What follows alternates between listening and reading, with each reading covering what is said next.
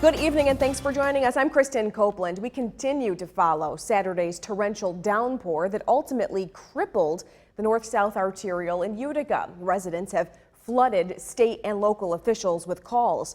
News Channel 2's Brent Carney spoke with both Utica Mayor Robert Palmieri and Senator Joe Griffo, asking what can be done. It is your top story.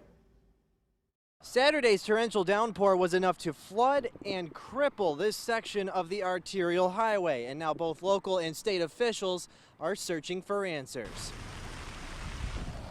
We still have a problem here, and it has to be dealt with. Senator Joe Griffo sending a letter to Commissioner Marie Dominguez recommending a study be done to prevent future flooding on the arterial. My concern is that it's been a recurring situation. It poses danger. And this was a major project.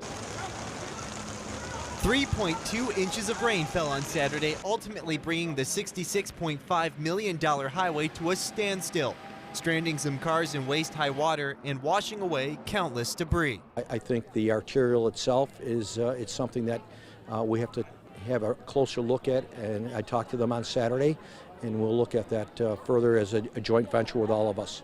Many residents calling out city and state officials for not fixing the problem when it first happened. Every year since they built this, it constantly floods. It's causing other residents in the area to have problems with flooding, and I think it should be considered a flood zone now.